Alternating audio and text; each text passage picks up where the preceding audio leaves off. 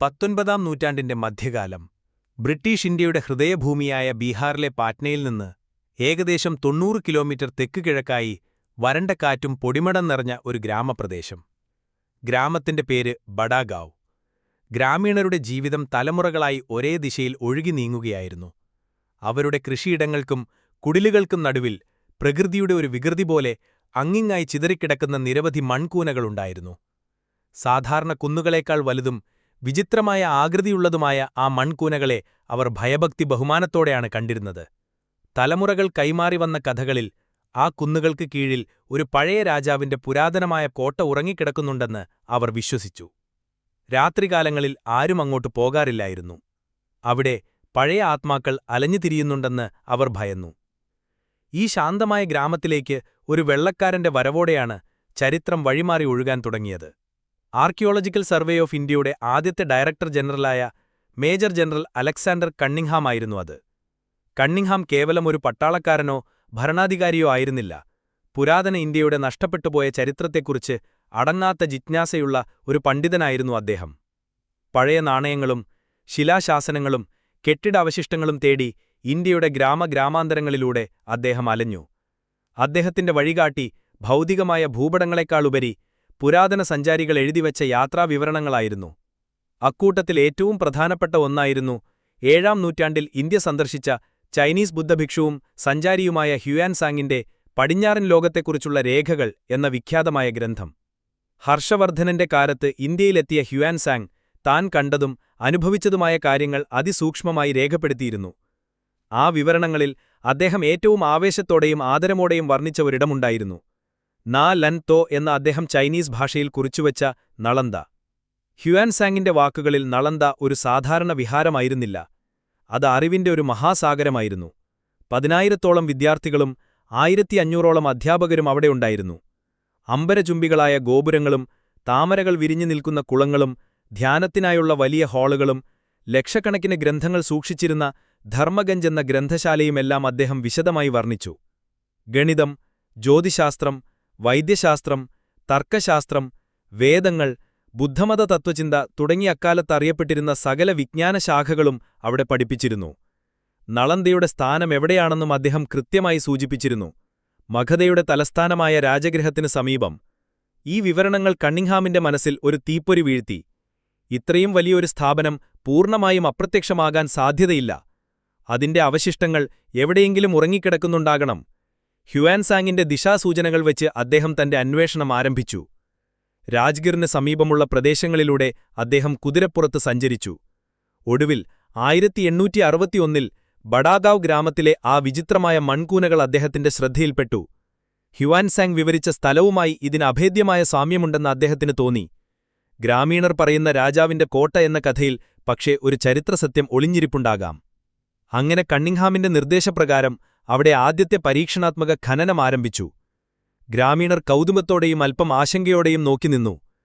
തൊഴിലാളികൾ മൺവെട്ടികളും പിക്കാസുകളും ഉപയോഗിച്ച് ശ്രദ്ധാപൂർവം മണ്ണ് നീക്കം ചെയ്യാൻ തുടങ്ങി. ദിവസങ്ങൾ കടന്നുപോയി. ആദ്യം പ്രത്യക്ഷപ്പെട്ടത് ചുവന്ന നിറത്തിലുള്ള വലിപ്പമേറിയ ചുടുകട്ടകളായിരുന്നു. തുടർന്ന് ആ കട്ടകൾ കൊണ്ട് നിർമ്മിച്ച ഒരു കൂറ്റൻ ഭിത്തിയുടെ ഭാഗം മണ്ണിനടിയിൽ നിന്ന് മെല്ലെ തലനീട്ടി. അതൊരു തുടക്കം മാത്രമായിരുന്നു. ഖനനം പുരോഗമിക്കുന്തോറും മണ്ണിനടിയിൽ ഉറങ്ങിക്കിടന്ന വൈളം പതിയെ കണ്ണു തുറന്നു. അതൊരു കോട്ടയായിരുന്നില്ല, ചിട്ടയോടെ നിർമ്മിച്ച കെട്ടിടങ്ങളുടെ ഒരു ശൃംഖലയായിരുന്നു അത്. സന്യാസിമാർക്ക് താമസിക്കാനുള്ള നിരനിരയായ മുറികൾ, വിഹാരങ്ങൾ, ഓരോ വിഹാരത്തിനും നടുവിൽ വിശാലമായ മുറ്റങ്ങൾ, കലിങ്കല്ലിൽ തീർത്ത ഓടകൾ, പ്രാർത്ഥനകൾക്കായി നിർമ്മിച്ച കൂറ്റൻ സ്തൂപങ്ങൾ, ബുദ്ധവിഗ്രഹങ്ങൾ സ്ഥാപിച്ചിരുന്ന ക്ഷേത്രങ്ങളുടെ അടിത്തറകൾ എന്നിവ ഒന്നൊന്നായി വെളിച്ചം കണ്ടു. ഓരോ കണ്ടെത്തലും കണ്ണിംഗ്ഹാമിന്റെ സിദ്ധാന്തത്തെ ബലപ്പെടുത്തി. ഹ്യുയാൻസാങ് വിവരിച്ചതുപോലെ കിഴക്ക് പടിഞ്ഞാറ് ദിശയിൽ നീണ്ടുകിടക്കുന്ന വിഹാരങ്ങളുടെ നിരയും അതിനടുത്തായി സ്തൂപങ്ങളും ക്ഷേത്രങ്ങളും എല്ലാം ആ പഴയ വിവരണവുമായി ഒത്തുപോകുന്നുണ്ടായിരുന്നു. എന്നാൽ ഏറ്റവും നിർണായകമായ തെളിവ് ലഭിച്ചത് ചില മുദ്രകൾ കണ്ടെത്തിയതോടെയാണ്. ഖനനത്തിനിടയിൽ കളിമണ്ണിൽ ചുട്ടെടുത്ത ചെറിയ മുദ്രകൾ കണ്ടുകിട്ടി. അതിൽ ധർമ്മചക്രം ആലേഖനം ചെയ്തിരുന്നു. അതിനു ചുറ്റും പുരാതന ബ്രാഹ്മീ ലിപിയിൽ ഒരു വാചകമെഴുതിയിരുന്നു: ശ്രീ നളന്ദ മഹാവിഹാരീയ ആര്യഭിക്ഷുസംഘസ്യ. അതിന്റെ അർത്ഥം ശ്രീ നളന്ദ മഹാവിഹാരത്തിലെ ആദരണീയരായ ഭിക്ഷുക്കളുടെ സംഘത്തിന്റേത് എന്നായിരുന്നു. അതൊരു ചരിത്രനിമിഷമായിരുന്നു. സംശയങ്ങൾക്ക് ഇനി സ്ഥാനമുണ്ടായിരുന്നില്ല. ബെഡാഗാവിലെ മൺകൂനകൾക്ക് കീഴിൽ ഉറങ്ങിക്കിടന്നത് ഒരു കോട്ടയല്ല, മറിച്ച് 7-ാം നൂറ്റാണ്ടിലെ ചൈനീസ് സഞ്ചാരിയെ അത്ഭുതപ്പെടുത്തിയ, ലോകം കണ്ട ഏറ്റവും വലിയ വിജ്ഞാന കേന്ദ്രങ്ങളിലൊന്നായ, നൂറ്റാണ്ടുകളായി ചരിത്രത്തിന്റെ താളുകളിൽ മാത്രം ജീവിച്ച നളന്ദ സർവകലാശാല തന്നെയായിരുന്നു. കണ്ണിംഗ്ഹാമിന് ശേഷം 20-ാം നൂറ്റാണ്ടിന്റെ തുടക്കത്തിൽ 1915-1937 ഡി.ബി. സ്പൂണറുടെയും പിന്നീട് ജെ.എ. പേജിന്റെയും നേതൃത്വത്തിൽ ആർക്കിയോളജിക്കൽ സർവേ ഓഫ് ഇന്ത്യ വിപുലമായ ഖനനങ്ങൾ നടത്തി. ഏകദേശം 10 ചതുരശ്ര കിലോമീറ്റർ വിസ്തൃതിയിൽ വ്യാപിച്ചുകിടക്കുന്ന ഒരു ഭീമാകാരമായ സമുച്ചയത്തിന്റെ ഭാഗങ്ങൾ അവർ പുറത്തെടുത്തു. 11 വിഹാരങ്ങളും 6 വലിയ ക്ഷേത്രങ്ങളുമുൾപ്പെടെ നിരവധി നിർമ്മിതികൾ അനാവരണം ചെയ്യപ്പെട്ടു. കരിങ്കല്ലിൽ കൊത്തിയെടുത്ത മനോഹരമായ ശില്പങ്ങൾ, ബുദ്ധന്റെയും ബോധിസത്വന്മാരുടെയും വെങ്കല പ്രതിമകൾ, ദൈനംദിന ഉപയോഗത്തിനുള്ള മൺപാത്രങ്ങൾ, നാണയങ്ങൾ, ആഭരണങ്ങൾ എന്നിവയും കണ്ടെടുത്തു. ഓരോ വിഹാരവും ഒരു വാസ്തുവിദ്യാ വിസ്മയമായിരുന്നു. കട്ടിയുള്ള ചുമരുകൾ, 2 നിലകളുള്ള കെട്ടിടങ്ങൾ, മുകളിലെ നിലയിലേക്ക് കയറാൻ കരിങ്കല്ലുകൊണ്ടുള്ള പടവുകൾ, ഓരോ മുറിയിലും പഠിക്കാനായി കല്ലിൽ തീർത്ത മേശയും വിളക്കുവയ്ക്കാനുള്ള സ്ഥലവും താമസത്തിനായി ഒരു കട്ടിലും. എല്ലാ മുറികളും ഒരു കേന്ദ്രമുറ്റത്തേക്ക് തുറക്കുന്ന രീതിയിലായിരുന്നു നിർമ്മാണം. മുറ്റത്തിനു നടുവിൽ ഒരു കിണറും കാണാമായിരുന്നു. ഇത് വിദ്യാർത്ഥികൾക്ക് താമസത്തിനും പഠനത്തിനുമുള്ള ഹോസ്റ്റലുകളായിരുന്നുവെന്ന് വ്യക്തമായി. ക്ഷേത്രങ്ങളുടെ അവശിഷ്ടങ്ങൾ അതിലും ഗംഭീരമായിരുന്നു. പ്രധാന ക്ഷേത്രം ടെമ്പിൾ നമ്പർ 3 പലതവണ പുനർനിർമ്മിച്ചതിന്റെ ലക്ഷണങ്ങൾ കാണിച്ചു. അതിന്റെ ചുവരുകളിൽ മനോഹരമായ കൊത്തുപണികളും അലങ്കാരങ്ങളും ഉണ്ടായിരുന്നു. ഇത് നളന്ദയുടെ ദീർഘകാലത്തെ ചരിത്രത്തിലേക്കും പ്രൗഢിയിലേക്കും വിരൽ ചൂണ്ടി. ഖനനത്തിലൂടെ വെളിച്ചം കണ്ട നളന്ദ ഹ്യുവാൻസാങ്ങിന്റെ വിവരണങ്ങൾക്ക് ജീവൻ നൽകി. അത് കേവലം കല്ലും മണ്ണുമല്ലായിരുന്നു. ഒരു കാലത്ത് ലോകത്തിന്റെ നാനാഭാഗത്തുനിന്നും ജ്ഞാനം തേടിയെത്തിയ ആയിരക്കണക്കിന് മനുഷ്യരുടെ കാൽപ്പാടുകൾ പതിഞ്ഞ, ഗുരുക്കന്മാരുടെ ശബ്ദം മുഴങ്ങിയ, തർക്കശാസ്ത്രത്തിന്റെയും തത്വചിന്തയുടെയും അലകളുയർന്ന ഒരു മഹാസംസ്കാരത്തിന്റെ ഹൃദയതുടിപ്പായിരുന്നു. മണ്ണിനടിയിൽ നിന്നൊരു ഇതിഹാസത്തെ വീണ്ടെടുക്കുകയായിരുന്നു ആ പുരാവസ്തു ഗവേഷകർ. ഇന്ത്യയുടെ മാത്രമല്ല, ലോകത്തിന്റെ തന്നെ ബൗദ്ധിക ചരിത്രത്തിലെ ഒരു സുവർണ അധ്യായമാണ് അന്ന് പുനർജനിച്ചത്. ബെഡാഗാവിലെ നിശബ്ദമായ മൺകൂനകൾ ലോകത്തോട് അതിന്റെ മഹത്തായ ഭൂതകാലത്തിന്റെ കഥ പറയാൻ തുടങ്ങുകയായിരുന്നു. നമുക്ക് സമയത്തിന്റെ കുത്തൊഴുക്കിൽ പിന്നോട്ട് സഞ്ചരിക്കാം. ഏകദേശം 1500 വർഷം പിന്നോട്ട്, 5-ാം നൂറ്റാണ്ടിലേക്ക്. ഗുപ്ത സാമ്രാജ്യം അതിന്റെ പ്രൗഢിയുടെ ഉന്നതിയിൽ നിൽക്കുന്ന കാലം. സമുദ്രഗുപ്തനും ചന്ദ്രഗുപ്ത വിക്രമാദിത്യനും പോലുള്ള ചക്രവർത്തിമാർ ഭാരതത്തിന് രാഷ്ട്രീയ സ്ഥിരതയും സാമ്പത്തിക അഭിവൃദ്ധിയും സമ്മാനിച്ചിരുന്നു. കലയും ശാസ്ത്രവും സാഹിത്യവും അഭൂതപൂർവമായ വളർച്ച നേടി. ഈ സുവർണകാലത്തിന്റെ പശ്ചാത്തലത്തിലാണ് നളന്ദ എന്ന ജ്ഞാനവൃക്ഷം തഴച്ചു വളരാൻ തുടങ്ങിയത്. ബുദ്ധൻ തന്റെ ജീവിതകാലത്ത് പലതവണ സന്ദർശിച്ചുവെന്ന് വിശ്വസിക്കപ്പെടുന്ന പവിത്രമായ ഒരു മാന്തോപ്പിലാണ് നളന്ദയുടെ തുടക്കം. തുടക്കത്തിൽ അതൊരു ചെറിയ ബുദ്ധവിഹാരം മാത്രമായിരുന്നു.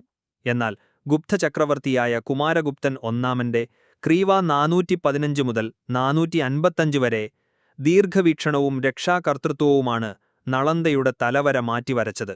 അദ്ദേഹം അവിടെ ആദ്യത്തെ സംഘാരാമം, വിഹാരം പണികഴിപ്പിക്കുകയും അതിനെ ഒരു സംഘടിത പഠനകേന്ദ്രമാക്കി മാറ്റാനുള്ള ശ്രമങ്ങൾക്ക് തുടക്കമിടുകയും ചെയ്തു. ന അലം ദ എന്നതിന്റെ അർത്ഥം അറിവ് നൽകുന്നതിൽ തൃപ്തി വരാത്തത് എന്നാണെന്ന് പറയപ്പെടുന്നു. ഈ പേര് അന്വർത്ഥമാക്കുന്ന ഒരു മഹാസ്ഥാപനത്തിന്റെ ബീജാവാപം കൂടിയായിരുന്നു അത്. കുമാരഗുപ്തന് ശേഷം വന്ന ബുദ്ധഗുപ്തൻ, തഥാഗതഗുപ്തൻ, ബാലാദിത്യൻ തുടങ്ങിയ ഗുപ്തരാജാക്കന്മാരും പിന്നീട് വന്ന ഹർഷവർദ്ധനനും ബംഗാളിലെ പാലാ രാജവംശത്തിലെ രാജാക്കന്മാരും തലമുറകളായി നളന്ദയെ പരിപോഷിപ്പിച്ചു. അവരുടെയെല്ലാം പിന്തുണയോടെ നളന്ദ ഒരു പ്രാദേശിക വിഹാരത്തിൽ നിന്ന് ലോകമുറ്റുനോക്കുന്ന ഒരു അന്താരാഷ്ട്ര സർവകലാശാലയായി, ഒരു മഹാവിഹാരമായി രൂപാന്തരപ്പെട്ടു. നളന്ദയുടെ പ്രൗഢി അതിന്റെ ഭൗതികമായ വലുപ്പത്തിൽ നിന്ന് തന്നെ വ്യക്തമായിരുന്നു. ചുവന്ന ഇഷ്ടികകൾ കൊണ്ട് നിർമ്മിച്ച അമ്പരചുംബികളായ കെട്ടിടങ്ങൾ ഒരു നഗരത്തെപ്പോലെ പരന്നുകിടന്നു. ചുറ്റുമുയർന്ന മതിൽക്കെട്ടുകൾ സുരക്ഷയൊരുക്കി. അകത്തേക്ക് കടക്കാൻ വലിയ കവാടങ്ങളുണ്ടായിരുന്നു. 10-ലേറെ കൂറ്റൻ ക്ഷേത്രങ്ങളും വിദ്യാർത്ഥികൾക്കും അധ്യാപകർക്കുമായി പ്രത്യേകം നിർമ്മിച്ച 100 കണക്കിന് വിഹാരങ്ങളും ഹോസ്റ്റലുകളും അവിടെ ഉണ്ടായിരുന്നു. ഓരോ വിഹാരവും പല നിലകളുള്ളതായിരുന്നു. അതിൽ 100-ലധികം മുറികളുണ്ടായിരുന്നു. ഈ വിഹാരങ്ങളെല്ലാം മനോഹരമായ ഉദ്യാനങ്ങളാലും താമരപ്പൊയ്കകളാലും ചുറ്റപ്പെട്ടിരുന്നു. സൂര്യരശ്മി അളക്കാനും സമയം നിർണയിക്കാനും ഉപയോഗിച്ചിരുന്ന ഒരു വലിയ ജലഘടികാരം, വാട്ടർ ക്ലോക്ക്, അവിടെ സ്ഥാപിച്ചിരുന്നു. എന്നാൽ നളന്ദയുടെ യഥാർത്ഥ സമ്പത്ത് അതിന്റെ കെട്ടിടങ്ങളോ അലങ്കാരങ്ങളോ ആയിരുന്നില്ല. അതവിടെ സൂക്ഷിച്ചിരുന്ന അറിവായിരുന്നു. നളന്ദയുടെ ആത്മാവ് കുടികൊണ്ടത് ധർമ്മഗഞ്ച് എന്നറിയപ്പെട്ടിരുന്ന അതിവിശാലമായ ഗ്രന്ഥശാല സമുച്ചയത്തിലാണ്. ധർമ്മത്തിന്റെ നിധി എന്ന അർത്ഥം വരുന്ന ഈ സമുച്ചയത്തിൽ 9 നിലകളുള്ള 3 പടുകൂറ്റൻ കെട്ടിടങ്ങളുണ്ടായിരുന്നു. രത്നസാഗര, രത്നങ്ങളുടെ സമുദ്രം. ഏറ്റവും വലുതും പ്രധാനപ്പെട്ടതുമായ ഈ കെട്ടിടത്തിൽ ബുദ്ധമതത്തിലെ മഹായാന ഹീനയാന ഗ്രന്ഥങ്ങളും തന്ത്രശാസ്ത്രങ്ങളും വിശുദ്ധ സൂക്തങ്ങളുമടങ്ങിയ ലക്ഷക്കണക്കിന് താളിയോല ഗ്രന്ഥങ്ങൾ സൂക്ഷിച്ചിരുന്നു. രത്നോദതി. ഇവിടെ തത്വചിന്ത, തർക്കശാസ്ത്രം, ന്യായശാസ്ത്രം തുടങ്ങിയ വൈജ്ഞാനിക ഗ്രന്ഥങ്ങൾക്കാണ് പ്രാമുഖ്യം നൽകിയിരുന്നത്. രത്നരഞ്ജക. ഇവിടെ വ്യാകരണം, സാഹിത്യം, ഗണിതം, ജ്യോതിശാസ്ത്രം, വൈദ്യശാസ്ത്രം ഉൾപ്പെടെയുള്ള വിഷയങ്ങളിലെ ഗ്രന്ഥങ്ങൾ ശേഖരിച്ചിരുന്നു. ഈ ഗ്രന്ഥശാലകൾ കേവലം പുസ്തകങ്ങൾ സൂക്ഷിക്കാനുള്ള ഇടങ്ങൾ മാത്രമായിരുന്നില്ല. അവ സജീവമായ പഠന കേന്ദ്രങ്ങളായിരുന്നു. നൂറുകണക്കിനു പകർപ്പെഴുത്തുകാർ അവിടെയിരുന്ന് പഴയതും ജീർണിച്ചതുമായ ഗ്രന്ഥങ്ങൾ പുതിയ താളിയോലകളിലേക്ക് പകർത്തിയെഴുതിക്കൊണ്ടിരുന്നു. ജ്ഞാനം നഷ്ടപ്പെട്ടു പോകാതിരിക്കാനുള്ള ഒരു മഹത്തായ യജ്ഞമായിരുന്നു അത്. നളന്ദയുടെ വിദ്യാഭ്യാസ സമ്പ്രദായം അതിനെ മറ്റെല്ലാ കേന്ദ്രങ്ങളിൽ നിന്നും വ്യത്യസ്തമാക്കി. പ്രവേശനം വളരെ കഠിനമായിരുന്നു. ഇന്ത്യയുടെ വിവിധ ഭാഗങ്ങളിൽ നിന്നും China, Korea, Japan, Tibet, Mongolia, Sri Lanka, Persia, തുർക്കി എന്നിവിടങ്ങളിൽ നിന്നെല്ലാം വിദ്യാർത്ഥികൾ ജ്ഞാനം തേടി നളന്ദയുടെ പടിവാതിൽക്കലെത്തിയിരുന്നു. എന്നാൽ വരുന്നവർക്കെല്ലാം പ്രവേശനം ലഭിച്ചിരുന്നില്ല. കവാടത്തിൽ ദ്വാരപണ്ഡിതൻ എന്നറിയപ്പെടുന്ന ഒരു പണ്ഡിതനുണ്ടാകും. അദ്ദേഹം ഉന്നയിക്കുന്ന കഠിനമായ ചോദ്യങ്ങൾക്കും പരീക്ഷകൾക്കും ശരിയായ ഉത്തരം നൽകുന്നവർക്ക് മാത്രമേ ഉള്ളിലേക്ക് പ്രവേശനം അനുവദിച്ചിരുന്നുള്ളൂ. 10ൽ 2 പേർക്ക് പോലും പ്രവേശനം ലഭിച്ചിരുന്നില്ല എന്ന് ഹ്യുവാൻസാങ് രേഖപ്പെടുത്തുന്നു. ഇത് നളന്ദയിലെ പഠനത്തിന്റെ നിലവാരം എത്രത്തോളം ഉയർന്നതായിരുന്നു എന്നതിന് തെളിവാണ്. പ്രവേശനം ലഭിച്ചാൽ പിന്നെ പഠനം, താമസം, ഭക്ഷണം, വസ്ത്രം, ചികിത്സ എന്നിവയെല്ലാം പൂർണ്ണമായും സൗജന്യമായിരുന്നു. രാജാക്കന്മാരും സമ്പന്നരായ വ്യാപാരികളും സംഭാവന നൽകിയ നൂറുകണക്കിന് ഗ്രാമങ്ങളിൽ നിന്നുള്ള വരുമാനം കൊണ്ടാണ് സർവകലാശാല പ്രവർത്തിച്ചിരുന്നത്.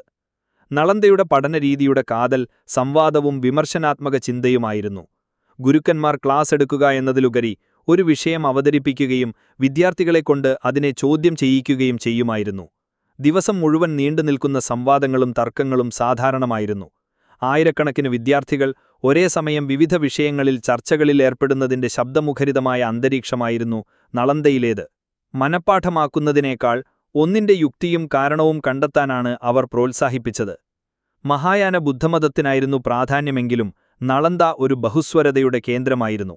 വേദങ്ങൾ, സാംഖ്യം, യോഗ, ന്യായശാസ്ത്രം തുടങ്ങിയ ഹൈന്ദവ ദർശനങ്ങളും ഭൗതികശാസ്ത്രം അഥവാ ലോകായതം പോലും അവിടെ പഠനവിഷയങ്ങളായിരുന്നു.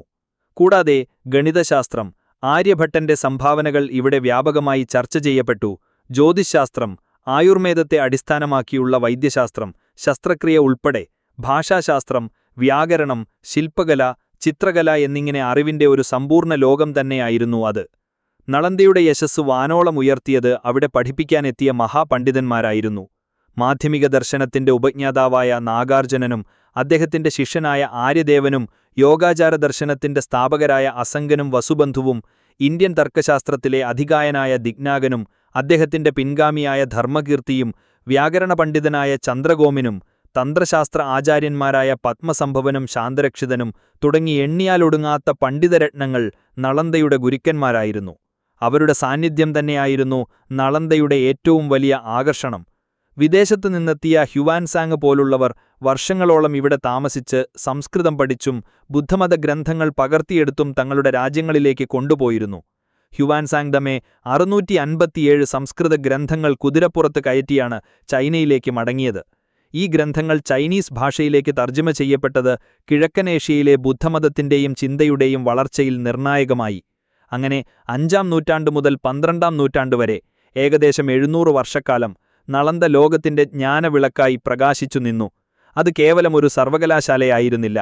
അത് വ്യത്യസ്ത സംസ്കാരങ്ങളും ആശയങ്ങളും സംഗമിക്കുന്ന, വിമർശനബുദ്ധിയും സഹിഷ്ണുതയും ഒരേപോലെ പ്രോത്സാഹിപ്പിക്കപ്പെട്ട, മനുഷ്യന്റെ ബൗദ്ധികമായ അന്വേഷണങ്ങൾക്ക് അതിരുകളില്ലെന്ന് പ്രഖ്യാപിച്ച ഒരു മഹത്തായ നാഗരികതയുടെ പ്രതീകമായിരുന്നു. അതായിരുന്നു നളന്ദയുടെ സുവർണകാലം, അറിവ് ഒരു ആഘോഷമായിരുന്ന കാലം. കിഴക്കൻ ചക്രവാളത്തിൽ പ്രഭാതസൂര്യന്റെ ആദ്യ കിരണങ്ങൾ എത്തിനോക്കുന്നതിനു മുൻപേ നളന്ദ മഹാവിഹാരം ഉണർന്നു തുടങ്ങും. അതിന്റെ അടയാളം പ്രധാന വിഹാരത്തിലെ കൂറ്റൻ മണി അഥവാ ഘണ്ട മുഴങ്ങുന്നതാണ്. ഘനഗംഭീരമായ ആ നാദം ഉറങ്ങിക്കിടക്കുന്ന ആയിരക്കണക്കിന് സന്യാസിമാരെയും വിദ്യാർത്ഥികളെയും പുതിയൊരു ജ്ഞാനദിനത്തിലേക്ക് വിളിച്ചുണർത്തുന്നു. നമുക്ക് ആനന്ദൻ എന്നൊരു യുവ വിദ്യാർത്ഥിയെ പിന്തുടരാം. ടിബത്തിന്റെ വിദൂരമായ താഴ്വരകളിൽ നിന്ന് ബുദ്ധന്റെ ജന്മനാട്ടിലെ വിദ്യാനം നുകരാൻ മാസങ്ങൾ നീണ്ട യാത്ര ചെയ്ത് നളന്ദയിലെത്തിയ ഒരു യുവ സന്യാസിയാണ് അവൻ. മണിനാദം കേട്ട് അവൻ തന്റെ ചെറിയ മുറിയിൽ കണ്ണു തുറക്കുന്നു. കല്ലിൽ തീർത്ത ഒരു ചെറിയ കിടക്കയും ഒരു പുസ്തകം വെക്കാനുള്ള തട്ടും രാത്രിയിൽ വെളിച്ചത്തിനായി ഒരു മൺവിളക്കും മാത്രമാണ് ആ മുറിയിലെ ആഡംബരം. അവന്റെ സഹപാഠിയായ മഗധയിലെ ഒരു ഗ്രാമത്തിൽ നിന്നുള്ള സുജാതൻ അടുത്ത മുറിയിൽ ഉണരുന്നതിന്റെ ശബ്ദം കേൾക്കാം. രാജകുമാരനും സാധാരണക്കാരനും വിദേശിയും സ്വദേശിയും ഇവിടെ ഒരുപോലെയാണ്. അവർ വേഗം പ്രഭാതകൃത്യങ്ങൾക്കായി വിഹാരത്തിലെ പൊതുവായ കിണറിനരികിലേക്ക് പോകുന്നു. ശുദ്ധമായ വസ്ത്രം ധരിച്ച് അവർ പ്രഭാത പ്രാർത്ഥനയ്ക്കായി വലിയ പ്രാർത്ഥനാ ഹാളിൽ ഒത്തുകൂടുന്നു. നൂറുകണക്കിനു പേർ ഒരുമിച്ചു ചൊല്ലുന്ന ബുദ്ധം ശരണം ഗച്ഛാമി എന്ന മന്ത്രധ്വനി അന്തരീക്ഷത്തിൽ അലയടിക്കുന്നു. അതിനുശേഷം അരമണിക്കൂർ നീളുന്ന ധ്യാനം മനസ്സിനെ ഏകാഗ്രമാക്കി വരാനിരിക്കുന്ന പഠനത്തിനായി ഒരുക്കുകയാണ് ലക്ഷ്യം. പ്രാർത്ഥനയ്ക്ക് ശേഷം എല്ലാവരും ഭക്ഷണശാലയിലേക്ക് നീങ്ങുന്നു. ലളിതമായ ഭക്ഷണം, അല്പം ചോറും പച്ചക്കറികൾ ചേർത്ത കറിയും ഒരുപക്ഷെ കുറച്ചു പാലും. ഭക്ഷണം കഴിക്കുമ്പോഴും നിശബ്ദത പാലിക്കണം. ആഹാരം ശരീരത്തിന് ഊർജം നൽകാനുള്ള ഉപാധി മാത്രമാണ്, ആഡംബരമല്ല എന്ന് നളന്ദ പഠിപ്പിക്കുന്നു. ഭക്ഷണശേഷം ദിവസത്തിലെ ഏറ്റവും പ്രധാനപ്പെട്ട ഭാഗം ആരംഭിക്കുകയായിരുന്നു പഠനം. ആനന്ദന്റെ ഇന്നത്തെ ആദ്യത്തെ ക്ലാസ് നളന്ദയുടെ യശസ് വാനോറമുയർത്തിയ ആചാര്യൻ ധർമ്മകീർത്തിയുടെ പിൻഗാമിയായ ഒരു ഗുരുവിന്റെ കീഴിൽ ഹേതുവിദ്യ അഥവാ തർക്കശാസ്ത്രമാണ്. ക്ലാസ് മുറി ഒരു വലിയ ഹാളാണ്. ഗുരു ഒരു ഉയർന്ന പീഠത്തിലിരിക്കുന്നു. വിദ്യാർത്ഥികൾ താഴെ നിലത്ത് പായ് വിരിച്ചിരിക്കുന്നു. ഗുരു ക്ലാസ് തുടങ്ങുന്നത് ഒരു ചോദ്യം ഉന്നയിച്ചുകൊണ്ടാണ്. എന്താണ് യാഥാർത്ഥ്യം? നാം കാണുന്നതാണോ അതോ നമ്മുടെ മനസ്സ് വ്യാഖ്യാനിക്കുന്നതാണോ യാഥാർത്ഥ്യം? അദ്ദേഹം ഒരു ആശയം മുന്നോട്ട് വയ്ക്കുന്നു. ഉടൻ തന്നെ ഒരു വിദ്യാർത്ഥി എഴുന്നേറ്റ് അതിനെ ചോദ്യം ചെയ്യുന്നു. മറ്റൊരാൾ ആ ചോദ്യത്തെ ഖണ്ഡിക്കുന്നു. അതൊരു സംവാദമായി വളരുന്നു. ആനന്ദൻ തന്റെ ഊഴത്തിനായി കാത്തിരിക്കുന്നു. അവന്റെ മനസ്സിലൊരു പുതിയ യുക്തി രൂപപ്പെടുന്നു. അവൻ എഴുന്നേറ്റ് വിനയത്തോടെ തന്റെ വാദം അവതരിപ്പിക്കുന്നു. ഗുരു പുഞ്ചിരിയോടെ അത് കേൾക്കുന്നു. എന്നിട്ട് അതിലെ പഴുതുകൾ ചൂണ്ടിക്കാണിക്കുന്നു. ആരും ആരെയും തോൽപ്പിക്കാൻ ശ്രമിക്കുന്നില്ല, മറിച്ച് ഒരുമിച്ച് സത്യത്തിലേക്ക് എത്താൻ ശ്രമിക്കുകയാണ്. ഇവിടെ ഉത്തരങ്ങളെക്കാൾ പ്രധാനം ശരിയായ ചോദ്യങ്ങൾ ചോദിക്കാനാണ് പഠിപ്പിക്കുന്നത്. മണിക്കൂറുകൾ പോകുന്നത് ആരും അറിയുന്നില്ല. സംവാദത്തിന്റെ ചൂടിൽ ഓരോ മനസ്സും മൂർച്ച കൂട്ടപ്പെടുകയാണ്. ഉച്ചയോടടുക്കുമ്പോൾ ക്ലാസ് അവസാനിക്കുന്നു. അടുത്തത് ഉച്ചഭക്ഷണത്തിനുള്ള സമയമാണ്. അതിനുശേഷം അല്പനേരത്തെ വിശ്രമം. ചിലർ ഉദ്യാനങ്ങളിലൂടെ നടക്കുന്നു, മറ്റു ചിലർ തങ്ങളുടെ മുറികളിൽ വിശ്രമിക്കുന്നു. ഉച്ചയ്ക്ക് ശേഷമുള്ള സമയം ആനന്ദൻ ചിലവഴിക്കുന്നത് നളന്ദയുടെ ഹൃദയമായ രത്നസാഗര ഗ്രന്ഥാലയത്തിലാണ്. 9 നിലകളുള്ള ആ ഭീമാകാരമായ കെട്ടിടത്തിന്റെ ഉള്ളിൽ ആയിരക്കണക്കിന് താളിയോല ഗ്രന്ഥങ്ങൾ തടികൊണ്ടുള്ള അനമാരകളിൽ ചിട്ടയായി അടുക്കിവെച്ചിരിക്കുന്നു. അന്തരീക്ഷത്തിൽ പഴയ താളിയോലകളുടെയും മഷിയുടെയും ഒരു പ്രത്യേക ഗന്ധം തങ്ങി നിൽക്കുന്നു. പൂർണ്ണമായ നിശബ്ദത. നൂറുകണക്കിന് വിദ്യാർത്ഥികളും പണ്ഡിതനും അവിടെയിരുന്ന് പഠനത്തിലും ഗ്രന്ഥങ്ങൾ പകർത്തുന്നതിലും മുഴുകിയിരിക്കുന്നു. ആനന്ദന്റെ ഇന്നത്തെ ചുമതല നാഗാർജുനന്റെ മൂലമധ്യമകാരിക എന്ന ഗ്രന്ഥത്തിന്റെ ജീർണിച്ചുകൊണ്ടിരിക്കുന്ന ഒരു താളിയോലക്കെട്ട് പുതിയതിലേക്ക് പകർത്തുക എന്നതാണ്. അതീവ ശ്രദ്ധയോടെ നാരായം ഉപയോഗിച്ച് ഓരോ അക്ഷരവും അവൻ താളിയോലയിൽ കോറിയിടുന്നു. ഒരക്ഷരം പോലും തെറ്റരുത്, കാരണം ഈ അറിവാണ് ഭാവി തലമുറയ്ക്കുള്ള സമ്പാദ്യം. ഓരോ ഗ്രന്ഥവും അറിവിന്റെ ഒരു കെടാവിളക്കാണ്. അതിനെ അണയാതെ സൂക്ഷിക്കേണ്ടത് തന്റെ കടമയാണ് എന്നവൻ വിശ്വസിക്കുന്നു. വൈകുന്നേരമാകുമ്പോൾ പഠനത്തിന്റെ കാഠിന്യത്തിന് ഒരിടവേള നൽകുന്നു. കായികമായ വ്യായാമങ്ങൾക്കുള്ള സമയമാണിത്. ചിലർ യോഗ അഭ്യസിക്കുന്നു, മറ്റു ചിലർ അമ്പെയ്ത്ത് പരിശീലിക്കുന്നു, അല്ലെങ്കിൽ തുറന്ന മൈതാനങ്ങളിൽ ഓടുകയും ചാടുകയും ചെയ്യുന്നു. ശരീരത്തിന്റെ ആരോഗ്യം മനസ്സിന്റെ ആരോഗ്യത്തിന് അത്യാവശ്യമാണെന്ന് നളന്ദയുടെ ആചാര്യന്മാർ വിശ്വസിച്ചു. ഈ സമയങ്ങളിൽ വിദ്യാർത്ഥികൾ പരസ്പരം സംസാരിക്കുകയും സൗഹൃദം പങ്കുവയ്ക്കുകയും ചെയ്യുന്നു. കൊറിയയിൽ നിന്നെത്തിയ കിം, പേർഷ്യയിൽ നിന്നെത്തിയ ഫർഹാൻ, ശ്രീലങ്കക്കാരനായ മഹീന്ദ എന്നിവരുമായി ആനന്ദൻ തന്റെ ചിന്തകൾ പങ്കുവയ്ക്കുന്നു. അവരുടെ നാട്ടിലെ കഥകളും ആചാരങ്ങളും കേൾക്കുമ്പോൾ ലോകം എത്ര വലുതാണെന്നും അറിവിന്റെ വഴികൾ എത്ര വൈവിധ്യമാർന്നതാണെന്നും അവൻ തിരിച്ചറിയുന്നു. സന്ധ്യാപ്രാർത്ഥനയ്ക്കും ലഘുവായ അത്താഴത്തിനും ശേഷം രാത്രിയിലും പഠനം തുടരുന്നു. എന്നാൽ രാത്രിയിലെ പഠനം പലപ്പോഴും ചെറിയ സംഘങ്ങളായി തിരിഞ്ഞാണ്. അവർ അന്നത്തെ ക്ലാസ്സിൽ ചർച്ച ചെയ്ത വിഷയങ്ങളെക്കുറിച്ച് വീണ്ടും വാദപ്രതിവാദങ്ങളിൽ ഏർപ്പെടുന്നു. അല്ലെങ്കിൽ ഒരുമിച്ച് താളിയോലകൾ വായിച്ച് വ്യാഖ്യാനിക്കുന്നു. ചിലപ്പോൾ നിലാവുള്ള രാത്രികളിൽ വിഹാരത്തിന്റെ മുറ്റത്തിരുന്ന് ഒരു മുതിർന്ന ആചാര്യൻ അവർക്ക് പഴയ കഥകളും ബുദ്ധന്റെ ജീവിതത്തിലെ സംഭവങ്ങളും വിവരിച്ചുകൊടുക്കും. രാത്രി ഏറെ വൈകി നളന്ദയിലെ മണി വീണ്ടും മുഴങ്ങുമ്പോൾ ആ ദിവസത്തെ അധ്വാനങ്ങൾക്ക് വിരാമമാകുന്നു. ആനന്ദൻ തന്റെ മുറിയിലേക്ക് മടങ്ങുന്നു. അവന്റെ മനസ്സ് പുതിയ അറിവുകളാലും സംശയങ്ങളാലും നിറഞ്ഞിരിക്കുന്നു. ഇന്നു പഠിച്ച കാര്യങ്ങളെക്കുറിച്ച് ഓർത്തുകൊണ്ട് നാളത്തെ സംവാദത്തിനായി തയ്യാറെടുത്തുകൊണ്ട് അവൻ ഉറക്കത്തിലേക്ക് വഴുതി വീഴുന്നു. നളന്ദയിലെ ഒരു ദിനം ഇങ്ങനെയായിരുന്നു. അച്ചടക്കം, ജ്ഞാനത്തോടുള്ള അടങ്ങാത്ത ദാഹം, വിമർശനാത്മക ചിന്ത, സാമൂഹിക ജീവിതം എന്നിവയുടെ ഒരു സമന്വയം. അത് കേവലം പുസ്തകജ്ഞാനം നൽകുന്ന ഒരു ഫാക്ടറി ആയിരുന്നില്ല, മറിച്ച് ഒരു വിദ്യാർത്ഥിയുടെ സ്വഭാവത്തെയും കാഴ്ചപ്പാടിനെയും വ്യക്തിത്വത്തെയും പൂർണ്ണമായി രൂപപ്പെടുത്തുന്ന ഒരു ഗുരുകുലമായിരുന്നു. ഓരോ ദിവസവും ഒരു പുതിയ കണ്ടെത്തലായിരുന്നു, ഓരോ സംവാദവും ഒരു പുതിയ വെളിപാടായിരുന്നു. ഈ ചിട്ടയായ ജീവിതചര്യയിലൂടെയാണ് നളന്ദ നൂറ്റാണ്ടുകളോളം നിലനിൽക്കുന്ന പണ്ഡിതന്മാരെയും ചിന്തകരെയും വാർത്തെടുത്തത്. 7-ാം നൂറ്റാണ്ടിൽ ഹർഷവർദ്ധനന്റെയും പിന്നീട് 9-ാം നൂറ്റാണ്ടു മുതൽ 12-ാം നൂറ്റാണ്ടുവരെ ബംഗാളിലെ പാലാ രാജവംശത്തിന്റെയും ഉദാരമായ രക്ഷാകർതൃത്വത്തിൽ നളന്ദ അതിന്റെ പ്രൗഢിയുടെ പാരമ്യത്തിൽ തുടർന്നു. പാലാ രാജാക്കന്മാർ ബുദ്ധമതത്തിന്റെ കടുത്ത അനുയായികളായിരുന്നു. അവർ നളന്ദയ്ക്ക് പുതിയ വിഹാരങ്ങൾ പണികഴിപ്പിക്കുകയും അറ്റകുറ്റപ്പണികൾ നടത്തുകയും സർവകലാശാലയുടെ നടത്തിപ്പിനായി ഗ്രാമങ്ങൾ ദാനം ചെയ്യുകയും ചെയ്തു. ഈ കാലഘട്ടത്തിൽ നളന്ദ തന്ത്രയാന ബുദ്ധമതത്തിന്റെ ഒരു പ്രധാന കേന്ദ്രമായി മാറി. ശാന്തരക്ഷിതനെയും പത്മസംഭവനെയും പോലുള്ള ആചാര്യന്മാർ ഇവിടെ നിന്ന് ടിബറ്റിലേക്ക് പോവുകയും അവിടെ ബുദ്ധമതം പ്രചരിപ്പിക്കുകയും ചെയ്തു. ലോകം മുഴുവൻ നളന്ദയെ അറിവിന്റെ അവസാന വാക്കായി കണ്ടു. എന്നാൽ ചരിത്രത്തിന്റെ ചക്രങ്ങൾ എപ്പോഴും ഒരേ ദിശയിൽ കറങ്ങുന്നില്ല. 12-ാം നൂറ്റാണ്ടിന്റെ അവസാനമായപ്പോഴേക്കും ഇന്ത്യയുടെ രാഷ്ട്രീയ സാമൂഹിക ഭൂമികയിൽ വലിയ മാറ്റങ്ങൾ സംഭവിച്ചു തുടങ്ങി. വടക്കേ ഇന്ത്യയിലെ ശക്തമായ കേന്ദ്രഭരണം ക്ഷയിച്ചു. പാലാ സാമ്രാജ്യത്തിന്റെ ശക്തി കുറയുകയും അവർക്ക് ശേഷം വന്ന സേനാരാജവംശം ഹൈന്ദവ ആരാധനയ്ക്ക് കൂടുതൽ പ്രാധാന്യം നൽകുകയും ചെയ്തതോടെ നളന്ദ പോലുള്ള ബുദ്ധമത കേന്ദ്രങ്ങൾക്ക് ലഭിച്ചിരുന്ന രാജകീയ പിന്തുണയിൽ കാര്യമായ കുറവ് വന്നു. ബുദ്ധമതം അതിന്റെ ജന്മനാട്ടിൽ തന്നെ പതിയെ പതിയെ ക്ഷയിക്കാൻ തുടങ്ങിയിരുന്നു. ഈ ആന്തരികമായ തളർച്ച നളന്ദയെ കൂടുതൽ ദുർബലമാക്കി. യഥാർത്ഥ പ്രഹരം വരാനിരിക്കുന്നതേ ഉണ്ടായിരുന്നുള്ളൂ. അത് വന്നത് വടക്കുപടിഞ്ഞാറൻ അതിർത്തികൾ കടന്നാണ്. മധ്യേഷ്യയിൽ നിന്നും അഫ്ഗാനിസ്ഥാനിൽ നിന്നും തുർക്കി വംശജരായ പോരാളികളുടെ ഒരു പുതിയ തരംഗം ഇന്ത്യയിലേക്ക് ഇരച്ചുകയറാൻ തുടങ്ങി. ഘോറിലെ മുഹമ്മദിന്റെ സൈന്യാധിപന്മാരിലൊരാളായിരുന്നു ഇഖ്തിയാറുദ്ദീൻ മുഹമ്മദ് ബിൻ ബക്തിയാർ ഖിൽജി. അതിമോഹിയും ക്രൂരനുമായ ഒരു സൈന്യാധിപനായിരുന്നു അയാൾ. കിഴക്കൻ ഇന്ത്യ കീഴടക്കുക എന്ന ലക്ഷ്യത്തോടെ ഒരു ചെറിയ സൈന്യവുമായി അയാൾ ബീഹാറിലേക്ക് കുതിച്ചു. ഖിൽജിയുടെ സൈന്യം വഴിയിൽ കണ്ട പട്ടണങ്ങളും കോട്ടകളും ഒന്നൊന്നായി തകർത്തെറിഞ്ഞു. 1193-ൽ ചില ചരിത്രകാരന്മാർ 1200 എന്നും പറയുന്നു. അവന്റെ സൈന്യം നളന്ദയുടെ പടുകൂറ്റൻ മതിലുകൾക്ക് മുന്നിലെത്തി. ദൂരെ നിന്ന് നോക്കുമ്പോൾ ചുവന്ന ഇഷ്ടികകൾ കൊണ്ടുള്ള ഉയർന്ന കെട്ടിടങ്ങളും ചുറ്റുമതിലുമുള്ള നളന്ദ ഒരു വലിയ കോട്ടയാണെന്ന് ഖിൽജിയും സൈന്യവും തെറ്റിദ്ധരിച്ചു. അതിനുള്ളിൽ വലിയൊരു സൈന്യവും അളവറ്റ സമ്പത്തുമുണ്ടാകുമെന്ന് അവർ കണക്കുകൂട്ടി. എന്നാൽ നളന്ദ ഒരു കോട്ടയായിരുന്നില്ല. അതിന്റെ മതിലുകൾക്കുള്ളിലുണ്ടായിരുന്നത് വാളേന്തിയ സൈനികരായിരുന്നില്ല, മറിച്ച് താളിയോല ഗ്രന്ഥങ്ങൾ കയ്യിലേന്തിയ സന്യാസിമാരും ജ്ഞാനം തേടുന്ന വിദ്യാർത്ഥികളും പ്രായം ചെന്ന ആചാര്യന്മാരുമായിരുന്നു. അവർ അഹിംസയുടെയും കരുണയുടെയും പാഠങ്ങൾ പഠിക്കുകയും പഠിപ്പിക്കുകയും ചെയ്തവരായിരുന്നു. ഖിൽജിയുടെ സൈന്യം യാതൊരു മുന്നറിയിപ്പുമില്ലാതെ സർവകലാശാലയിലേക്ക് ഇരച്ചുകയറി. അവിടെ നടന്നത് ഒരു യുദ്ധമായിരുന്നില്ല, ഒരു കൂട്ടക്കൊലയായിരുന്നു. നിരായുധരായ ബുദ്ധഭിക്ഷുക്കൾ അപ്രതീക്ഷിതമായ ആക്രമണത്തിൽ പകച്ചുപോയി. ചിലർ പ്രാണരക്ഷാർത്ഥം ഓടി, മറ്റു ചിലർ തങ്ങളുടെ പ്രാർത്ഥനാലയങ്ങളിൽ അഭയം തേടി. എന്നാൽ ഖിൽജിയുടെ സൈന്യം ദയ കാണിച്ചില്ല. കണ്ണിൽ കണ്ടവരെയെല്ലാം അവർ വെട്ടിവീഴ്ത്തി. ആയിരക്കണക്കിന് പണ്ഡിതന്മാരും വിദ്യാർത്ഥികളും ആചാര്യന്മാരും ആ പുണ്യഭൂമിയിൽ രക്തസാക്ഷികളായി.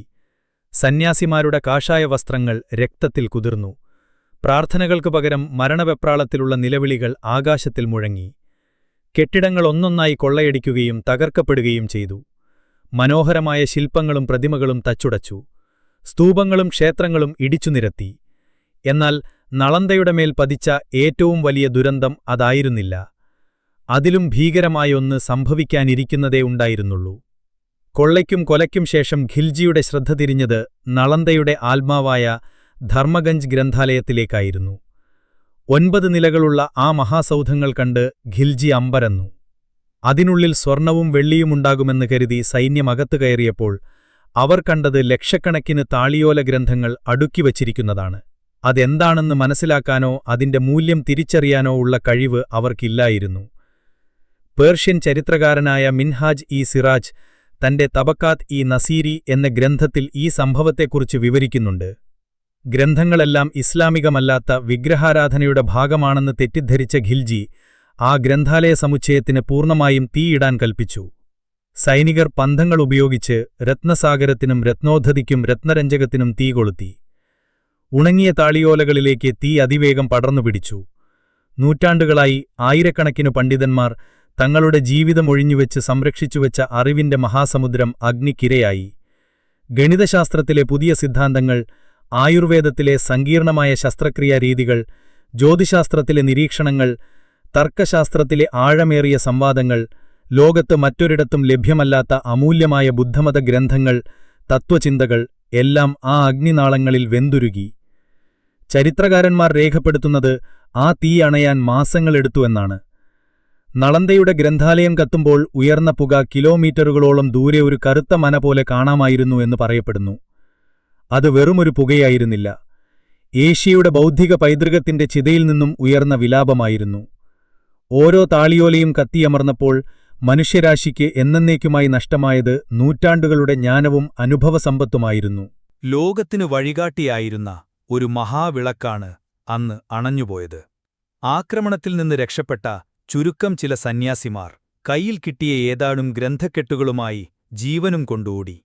അവർ നേപ്പാളിലെയും ടിബറ്റിലെയും ദുർഘടമായ പർവ്വതനിരകളിൽ അഭയം തേടി. അവർക്കു പിന്നിൽ ഒരു കാലത്ത് ലോകത്തിന്റെ ജ്ഞാനകേന്ദ്രമായിരുന്ന നളന്ദ പുകയുന്ന ശവപ്പറമ്പായി കരിയും ചാമ്പലുമായി മാറി. ഖിൽജിയുടെ ആക്രമണം നളന്ദയുടെ ഭൗതിക ശരീരത്തെ മാത്രമല്ല നശിപ്പിച്ചത്, ഇന്ത്യയുടെ ബൗദ്ധിക മുന്നേറ്റത്തിന്റെ നട്ടെല്ലുകൂടിയാണ് അത് തകർത്തത്. അതോടെ ചരിത്രത്തിൽ സമാനതകളില്ലാത്ത ഒരു മഹത്തായ അധ്യായത്തിന് ദാരുണമായ അന്ത്യമായി. നളന്ദ എന്ന പേര് പതിയെ വിസ്മൃതിയിലേക്ക് ആണ്ടുപോയി ഒരു പ്രേതനഗരത്തിന്റെ ഓർമ്മയായി മാത്രം അവശേഷിച്ചു. ബക്തിയാർ ഖിൽജിയുടെ തീയും വാളും നളന്ദയുടെ ചുവന്ന ഇഷ്ടികക്കെട്ടുകളെ തകർത്തെറിഞ്ഞു. അതിലെ പണ്ഡിതന്മാരുടെ ശരീരങ്ങളെ ഇല്ലാതാക്കി. ലക്ഷക്കണക്കിന് ഗ്രന്ഥങ്ങളെ ചാരമാക്കി. ഒരു മഹത്തായ നാഗരികതയുടെ ഭൗതികമായ അന്ത്യമവൻ കുറിച്ചു. എന്നാൽ ഒരാശയത്തെയും അതു പകർന്നു നൽകിയ ജ്ഞാനത്തിന്റെ ചൈതന്യത്തെയും പൂർണ്ണമായി ഇല്ലാതാക്കാൻ ഒരു സൈന്യത്തിനും കഴിയില്ലെന്ന് കാലം തെളിയിച്ചു. നളന്ദയുടെ കഥ അതിന്റെ നാശത്തോടെ അവസാനിക്കുന്നില്ല, മറിച്ച് അതിന്റെ പൈതൃകത്തിന്റെ പുനർജന്മത്തോടെയാണ് അത് പൂർണ്ണമാകുന്നത്. നളന്ദ കത്തിയമരുമ്പോൾ ആ ദുരന്തത്തെ അതിജീവിച്ച ചുരുക്കം ചില ഭിക്ഷുക്കളുണ്ടായിരുന്നു. ജീവൻ രക്ഷിക്കാനുള്ള നെട്ടോട്ടത്തിനിടയിലും അവർക്ക് സംരക്ഷിക്കാൻ കഴിഞ്ഞത് തങ്ങളുടെ പ്രാണൻ മാത്രമല്ല, കയ്യിലൊതുങ്ങുന്ന ഏതാനും താളിയോല ഗ്രന്ഥങ്ങൾ കൂടിയായിരുന്നു. ആ അമൂല്യമായ ജ്ഞാനശകലങ്ങളുമായി അവർ ഹിമാലയത്തിന്റെ മടിത്തട്ടിലേക്ക് പലായനം ചെയ്തു. നേപ്പാളിലെയും ടിബറ്റിലെയും വിദൂരമായ ആശ്രമങ്ങളിൽ അവർ അഭയം തേടി. അവർക്കൊപ്പം യാത്ര ചെയ്തത് കുറച്ച് താളിയോലകൾ മാത്രമായിരുന്നില്ല, മറിച്ച് അവരുടെ ഹൃദയങ്ങളിലും മനസ്സുകളിലും പതിഞ്ഞുകിടന്ന നളന്ദയുടെ സമ്പൂർണ്ണ വിദ്യാഭ്യാസരീതിയും സംവാദത്തിന്റെ സംസ്കാരവും തത്വചിന്തയുടെ ആഴവുമായിരുന്നു. ടിബറ്റിൽ അവർക്ക് ഊഷ്മളമായ സ്വീകരണം ലഭിച്ചു. നളന്ദയിൽ പതിപ്പിച്ചിരുന്ന ശാന്തരക്ഷികൻ, പത്മസംഭവൻ, അതിശദീപങ്കരൻ തുടങ്ങിയ ആചാര്യന്മാർ നേരത്തെ തന്നെ ടിബറ്റൻ ബുദ്ധമതത്തിന് അടിത്തറ പാകിയിരുന്നു. നളന്ദയിൽ നിന്നുള്ള ഈ പുതിയ അഭയാർത്ഥികൾ ആ പാരമ്പര്യത്തെ കൂടുതൽ ശക്തിപ്പെടുത്തി. അവർ തങ്ങളോടൊപ്പം കൊണ്ടുവന്ന ഗ്രന്ഥങ്ങൾ ടിബറ്റൻ ഭാഷയിലേക്ക് വിവർത്തനം ചെയ്യപ്പെട്ടു. നളന്ദയിലെ തർക്കശാസ്ത്രവും മാധ്യമിക യോഗാചാര ദർശനങ്ങളും ടിബറ്റൻ ആശ്രമങ്ങളിലെ പഠനത്തിന്റെ അവിഭാജ്യ ഘടകമായി മാറി. ഇന്നും ടിബറ്റൻ ബുദ്ധമതത്തിലെ ഉന്നത പഠനരീതികളിൽ നളന്ദയുടെ സ്വാധീനം വ്യക്തമായി കാണാം. അവരുടെ സംവാദശൈലിയും പഠനവിഷയങ്ങളും ഗുരുശിഷ്യ പരമ്പരയുമെല്ലാം നളന്ദയുടെ ഒരു പ്രതിധ്വനിയാണ്. ഒരു തരത്തിൽ പറഞ്ഞാൽ നളന്ദ ഭൗതികമായി ഇന്ത്യയിൽ മരിച്ചപ്പോൾ അതിന്റെ ആത്മാവ് ടിബറ്റിൽ പുനർജനിച്ചു. ഈ ജ്ഞാനത്തിന്റെ പ്രവാഹം കാരണമാണ് പിന്നീട് ചൈനീസ് ആക്രമണത്തിൽ ടിബറ്റൻ ഗ്രന്ഥങ്ങൾ നശിപ്പിക്കപ്പെട്ടപ്പോൾ പോലും ലോകത്തിന്റെ പല ഭാഗങ്ങളിലായി ആ അറിവ് സംരക്ഷിക്കപ്പെട്ടത്. നൂറ്റാണ്ടുകൾ കടന്നുപോയി. ഇന്ത്യയിൽ നളന്ദ ഒരു വിസ്മരിക്കപ്പെട്ട ഇതിഹാസമായി മാറി. ബഡാഗാവിലെ മൺകൂനുകൾക്ക് കീഴിൽ ഒരു ലോകമുറങ്ങുന്നുണ്ടെന്ന് ആരും ഓർത്തില്ല. എന്നാൽ 19-ാം നൂറ്റാണ്ടിൽ അലക്സാണ്ടർ കണ്ണിംഗ്ഹാമിന്റെയും പിന്നീട് ആർക്കിയോളജിക്കൽ സർവേ ഓഫ് ഇന്ത്യയുടെയും ഖനനങ്ങൾ ആ വിസ്മൃതിയുടെ കർട്ടൻ നീക്കി. ലോകം വീണ്ടും നളന്ദയെ കണ്ടു. കരിഞ്ഞ വർണ്ണ ഭിത്തികളും തകർന്ന സ്തൂപങ്ങളും തലയറ്റ ബുദ്ധവിഗ്രഹങ്ങളും അതിന്റെ ഭൂതകാല പ്രൗഢിയുടെയും ദാരുണാന്ത്യത്തിന്റെയും നിശ്ശബ്ദ സാക്ഷികളായി നിലകൊണ്ടു. ഇന്ന് നളന്ദ ഒരു പുരാവസ്തു ഉദ്യാനം മാത്രമല്ല. 1951-ൽ നളന്ദയുടെ പാരമ്പര്യം നിലനിർത്താനായി ഇന്ത്യയുടെ പ്രഥമ രാഷ്ട്രപതി ഡോക്ടർ രാജേന്ദ്രപ്രസാദിന്റെ താൽപര്യപ്രകാരം പാലിയിലും ബുദ്ധമതത്തിലും ഗവേഷണത്തിനായി നവനളന്ദ മഹാവിഹാര എന്ന സ്ഥാപനം പഴയ സർവകലാശാലയ്ക്ക് സമീപം സ്ഥാപിക്കപ്പെട്ടു. 2006-ൽ ഇന്ത്യയുടെ മുൻ രാഷ്ട്രപതിയായ APJ അബ്ദുൽ കലാമാണ് നളന്ദയുടെ പുനരുജ്ജീവനത്തിന് ആഗോള മാനം നൽകിയത്. പഴയ നളന്ദയെപ്പോലെ ഒരു അന്താരാഷ്ട്ര സർവകലാശാല പുനഃസ്ഥാപിക്കുക എന്ന ആശയം അദ്ദേഹം മുന്നോട്ടുവച്ചു. സിംഗപ്പൂർ, ചൈന, ജപ്പാൻ, തായ്ലൻഡ് തുടങ്ങിയ ഈസ്റ്റ് ഏഷ്യ സമ്മിറ്റ് രാജ്യങ്ങളുടെ പിന്തുണയോടെ ആ സ്വപ്നം യാഥാർത്ഥ്യത്തിലേക്ക് നീങ്ങി. ഇന്ത്യൻ പാർലമെന്റ് നളന്ദ സർവകലാശാലാ നിയമം 2010 പാസാക്കി പഴയ നളന്ദയുടെ പ്രൗഢിക്ക് ചേരുന്ന വിധം ഒരാധുനിക അന്താരാഷ്ട്ര സർവകലാശാലയ്ക്ക് രാജ്ഗറിലെ കുന്നുകൾക്ക് സമീപം തറക്കല്ലിട്ടു. നൊബേൽ സമ്മാന ജേതാവായ അമർത്യാസെൻ ഉൾപ്പെടെയുള്ള പ്രഗത്ഭർ അതിന് നേതൃത്വം നൽകി. 2014-ൽ ഏകദേശം 800 വർഷത്തെ ഇടവേളയ്ക്ക് ശേഷം നളന്ദ സർവകലാശാല വീണ്ടും അതിന്റെ വാതിലുകൾ വിദ്യാർത്ഥികൾക്കായി തുറന്നു. നളന്ദ സർവകലാശാല പഴയ നളന്ദയുടെ കാർബൺ കോപ്പിയല്ല, മറിച്ച് അതിന്റെ അടിസ്ഥാന തത്വങ്ങളെ ആധുനിക ലോകത്തിന്റെ ആവശ്യങ്ങളുമായി സമന്വയിപ്പിക്കാനുള്ള ശ്രമമാണിത്. ചരിത്രം, പരിസ്ഥിതി പഠനം, ബുദ്ധമത തത്വചിന്ത, ഭാഷാശാസ്ത്രം തുടങ്ങിയ വിഷയങ്ങളിൽ ശ്രദ്ധ കേന്ദ്രീകരിക്കുന്ന ഒരു ഗവേഷണാധിഷ്ഠിത സർവകലാശാലയാണിത്. പഴയ നളന്ദയെപ്പോലെ തന്നെ ലോകത്തിന്റെ നാനാഭാഗത്തു നിന്നുള്ള വിദ്യാർത്ഥികളും അധ്യാപകരും ഇവിടെ ഒരുമിച്ചുകൂടുന്നു. മനുഷ്യനും പ്രകൃതിയും തമ്മിലുള്ള ബന്ധം, പൈതൃകം സംരക്ഷണം, ആഗോള പ്രശ്നങ്ങൾക്ക് സമാധാനപരമായ പരിഹാരം തുടങ്ങിയ വിഷയങ്ങൾക്ക് ഊന്നൽ നൽകിക്കൊണ്ട് നളന്ദയുടെ മാനവിക മൂല്യങ്ങളെ അത് മുന്നോട്ടു കൊണ്ടുപോകാൻ ശ്രമിക്കുന്നു. 2016-ൽ യുനെസ്കോ പുരാതന നളന്ദയുടെ അവശിഷ്ടങ്ങളെ ഒരു ലോക പൈതൃക കേന്ദ്രമായി പ്രഖ്യാപിച്ചു.